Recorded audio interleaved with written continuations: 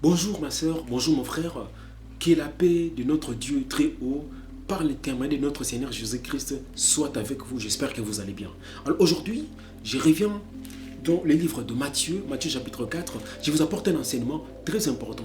Mais cet enseignement se fragmente en trois leçons, trois grandes leçons puissantes que vous allez découvrir dans ces passages que beaucoup considéreraient très simples, considérés comme étant ordinaires ou encore faciles à comprendre.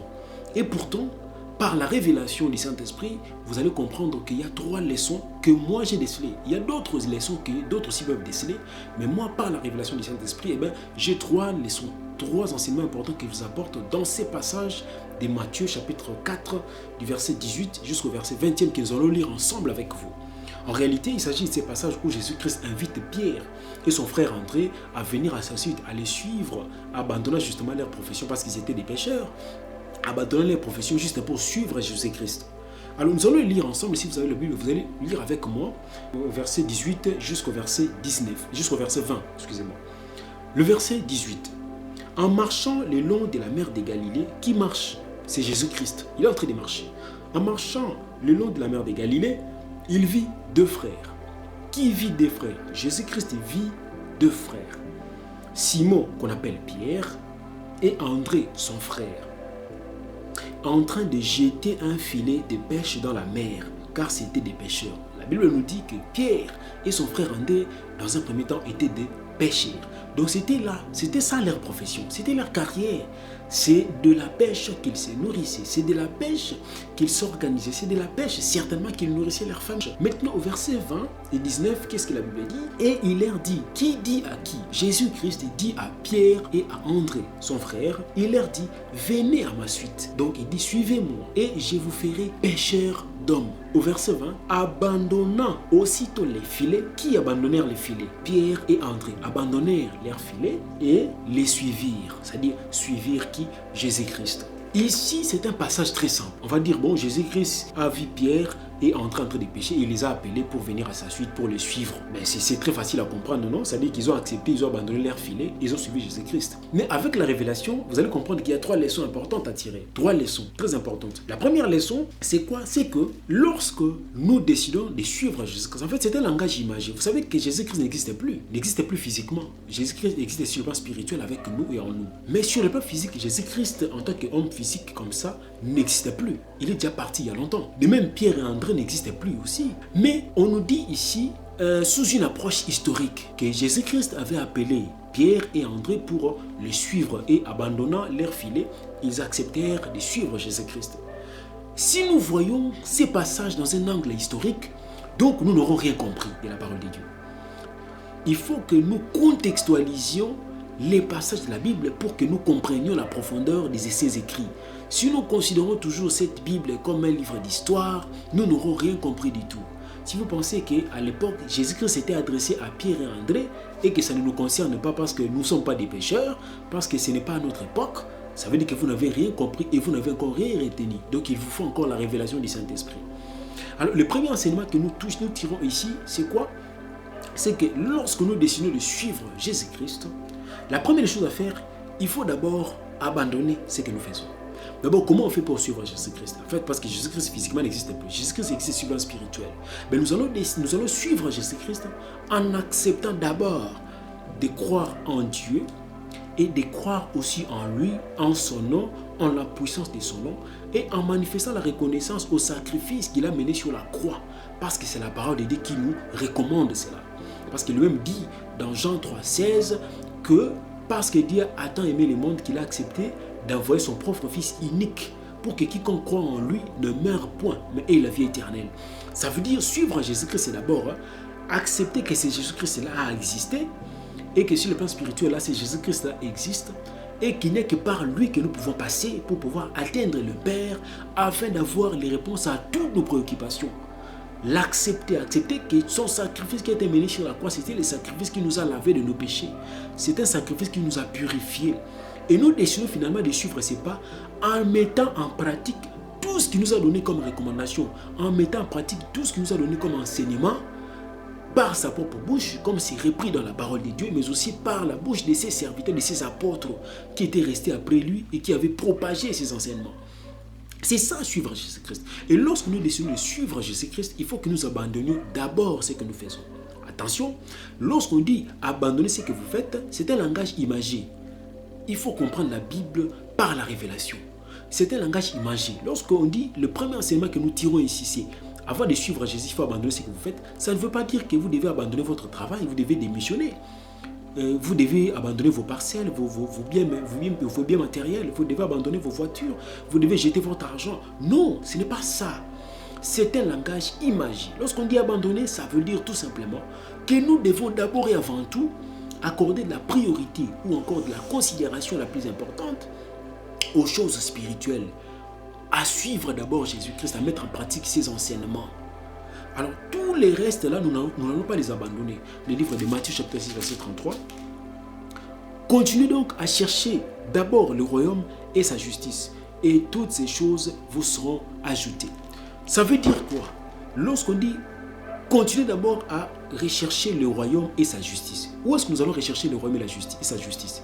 Mais c'est dans la parole de Dieu. C'est dans la parole de Dieu. Il faut d'abord accorder la priorité aux choses spirituelles. Il faut d'abord suivre Jésus-Christ. Il faut d'abord manifester la foi en lui. Il faut croire d'abord en lui. Comme ça, toutes ces choses, ce que la Bible appelle toutes ces choses, ce sont tout ce que nous considérons comme bénédiction. Le premier enseignement que nous tirons de ces livres de Matthieu chapitre 4, du verset 18 jusqu'au verset 20, où Jésus-Christ appelle Pierre et André à le suivre, c'est d'abord le fait d'abandonner ce que vous avez. Ça veut dire quoi? Il ne faut pas que vous accordiez la priorité aux choses qui sont physiques ou encore matérielles, qui sont éphémères. Ce sont des choses qui vont passer. Il faut prioriser d'abord et avant tout la recherche du royaume et sa justice. Et cette recherche, nous allons l'effectuer dans la parole de Dieu. Nous devons suivre Jésus-Christ et suivre ses pas. Deuxième enseignement, c'est quoi? C'est que lorsque nous décidons de suivre Jésus-Christ, il y a un deuxième enseignement très important, c'est que nous devons endurer une souffrance. Il est dit dans Matthieu chapitre 16, verset 24. Qu'est-ce que la Bible nous dit? Dans Matthieu chapitre 16, verset 24, la Bible dit ceci, que alors Jésus dit à ses disciples, si quelqu'un veut venir à ma suite, qu'il se réunisse lui-même et prenne sa croix ou son couteau de supplice et me suive continuellement. Ça veut dire que lorsque nous décidons de suivre Jésus-Christ, nous devons aussi endurer une souffrance. Pierre et André étaient des pêcheurs. Ça veut dire que c'était leur carrière. Ils vivaient de la pêche. Le fait d'accepter de suivre Jésus-Christ et d'abandonner leur profession, ça veut dire qu'ils allaient avoir des difficultés d'abord à pouvoir subvenir à leurs propres besoins parce qu'ils n'avaient plus de sources de revenus. Ils allaient aussi certainement avoir des difficultés à pouvoir subvenir aux besoins de leur famille, de leur communauté, parce qu'ils n'avaient plus de sources de revenus. Donc, cela s'avérerait être une souffrance, cela s'avérerait être un poteau de supplice, une croix pour ces pour Pierre et André. Parce que votre source de revenus, c'était la pêche. Et vous ne pêchez plus. Quelqu'un vous invite à le suivre. Vous ne savez même pas si en le suivant, vous aurez des revenus, vous serez à même de pouvoir vous nourrir ou nourrir vos familles. Donc, ils ont d'abord suivi, ils ont abandonné ce qu'ils faisaient. Et c'était d'abord une souffrance qu'ils avaient endurée. C'est ça aussi. Lorsque vous décidez de suivre Jésus-Christ, certainement vous allez affronter beaucoup de difficultés parce que le fait d'accorder moins d'importance ou moins de priorité ou moins de considération à ce que vous faisiez avant, dans un premier temps, ça va vous frapper, ça va vous affecter et ça va produire certainement des effets négatifs qui vont vous impacter sur le plan de votre capacité à répondre à vos besoins personnellement, mais aussi à vos besoins en tant que responsable d'une famille, de votre famille, mais aussi si vous êtes responsable d'une communauté, de votre communauté. Donc vous voyez que quand on décide de suivre Christ, nous devons aussi nous préparer déjà psychologiquement ou moralement à endurer certaines souffrances au fait que nous avons abandonné tout ce à quoi nous étions attachés pour suivre Jésus-Christ. Ça, c'est un deuxième enseignement. Le troisième enseignement, c'est quoi? C'est que les potentiels que nous disposons, quand nous décidons de suivre Jésus-Christ, quand nous décidons de demeurer en lui, de s'attacher à lui continuellement, nos potentiels que nous avions lorsque nous étions encore dans le monde externe ou quand nous étions encore païens, ces potentiels ne vont pas disparaître. Toutes nos compétences, toutes nos capacités, toute notre expérience que nous avons acquises dans le monde extérieur, nous n'allons pas les perdre quand nous serons attachés à Jésus-Christ. Au contraire, Jésus-Christ va tout simplement changer la nature de notre profession, mais l'expérience acquise ou encore les compétences ou encore les capacités, Jésus-Christ va plutôt les mettre à sa disposition pour son service. Il dit à Pierre et André, je vous ferai pêcheurs d'hommes. Mais qu'est-ce que ça veut dire? Ça veut dire que Pierre et André, qui étaient des pêcheurs, dans leur pêche, ils avaient développé beaucoup de potentiel, beaucoup de compétences, beaucoup d'expérience. Maintenant, il a dit, abandonnez d'abord ce que vous faites pour me suivre. Ils ont abandonné la pêche, mais ils n'ont pas abandonné leur expérience des pêcheurs.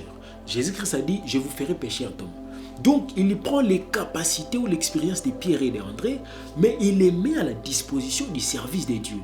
Pourquoi? Parce qu'en étant pêcheurs, ils avaient l'expérience de pêcher des poissons, de trouver facilement des endroits où on pouvait attraper beaucoup de poissons au même moment.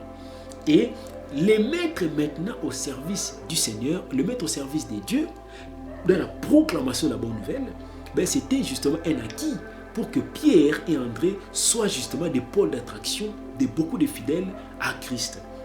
C'est ce qui s'est passé lors de la Pentecôte. Vous savez que lors de la Pentecôte, il n'y avait que 120 personnes lorsque l'Esprit Saint-Esprit est descendu, lorsque Pierre a commencé à prêcher. Vous savez qu'à l'issue de la prédication de Pierre, il y a eu 3000 personnes qui s'étaient converties et qui s'étaient repenties et qui avaient obtenu leur baptême ces jours-là. Donc vous voyez que Dieu a exploité ses capacités, mais à son service. Il a changé la nature de sa profession. C'est une leçon importante pour nous. Mon frère, si vous êtes un bon écrivain, vous écrivez des ouvrages de la philosophie, de psychologie, etc. Si vous acceptez de suivre Jésus-Christ continuellement, d'être attaché à lui, sachez bien que votre capacité ou vos potentiels d'écrivain ne disparaîtront pas. Au contraire, Jésus-Christ va l'exploiter, mais au service des dieux. Comment? Vous allez, pour tous ceux-là qui n'ont pas encore reçu la révélation du Saint-Esprit, et vous allez rédiger des livres qui vont interpréter la parole de Dieu pour faciliter la compréhension de la parole à tous ceux-là qui sont encore profanes.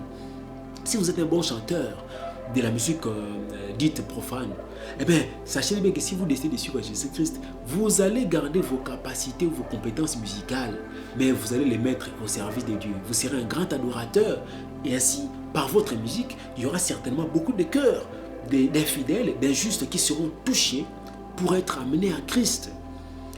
Si vous êtes un bon enseignant, un bon éducateur, et que vous acceptez de vous attacher à Christ continuellement, sachez bien que Dieu va exploiter vos capacités d'enseignant ou encore vos compétences pédagogiques pour devenir un enseignant, mais de la parole de Dieu.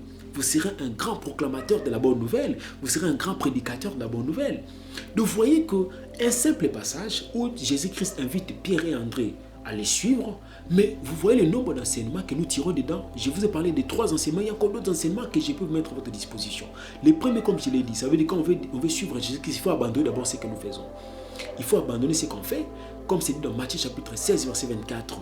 Celui qui veut venir à ma suite, il doit abandonner ce qu'il fait. Le deuxième élément, c'est que nous devons nous préparer psychologiquement et moralement à endurer certaines souffrances parce que nous avons décidé d'abandonner dans un premier temps ce que nous faisions pour suivre Jésus-Christ. Comme il est dit également dans Matthieu 16, 24, dans la partie B, que celui qui décide de me suivre, il doit porter sa croix pour me suivre. C'est ça, endurer certaines souffrances. Troisième élément, vous avez vu que lorsque nous décidons de suivre Jésus-Christ, toutes les capacités, les expériences ou les compétences que nous avons développées lorsque nous sommes encore dans le monde extérieur, Jésus-Christ va les exploiter. Mais ça sera maintenant cette fois-là au service des dieux. À la prochaine. Merci.